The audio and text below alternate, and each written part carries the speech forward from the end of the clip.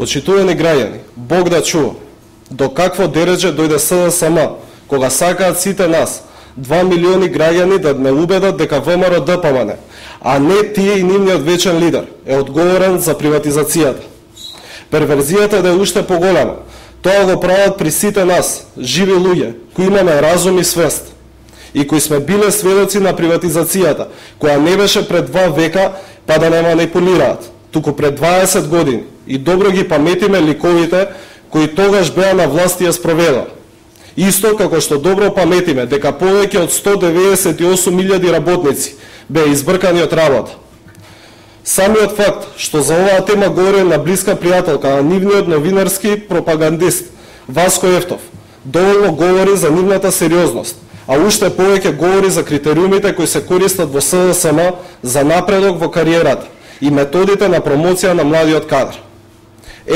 Ако толку се мачат да не убедат, изигруваат при очи слепи, а при уши глуви, само да не се брукаат дополнително овие младинци, кои Бранко Црвенковски, Таки Фити, Милјовски, криејки се зад нив, ги пуштаат да им ја перат совеста, иако самите тие се актуелни лица во СДСМ и ги имаат фактите и одговорност.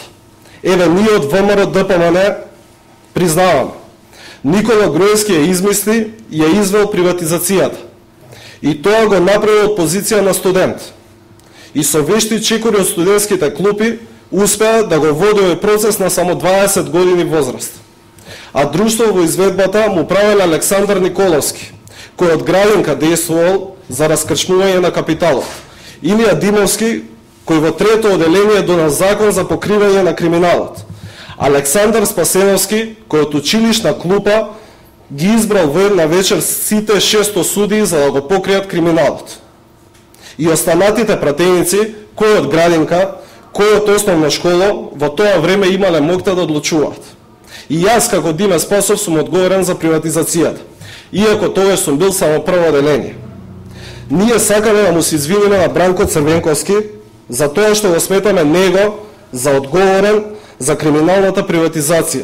И покрај тоа што на 15.2.2010 јавно си призна дека тој е одговорен, ние сметаме дека сме биле во заблуда. Не знаеме на кого му текна оваа тактика. 2 милиони живи луѓе кои биле сведоци на настаните да се убедуваат дека она на што биле сведоци не е така. Ама после ова ние сме разоружени. Нема потреба да не замараат повеќе злоупотребувајќи ги децата. Ние од студентските, од училишните клупи и од градинка сме ја направиле приватизацијата. А Бранко Црвенковски, кој беше премиер и кој призна дека ја направил, всушност и не ја направил.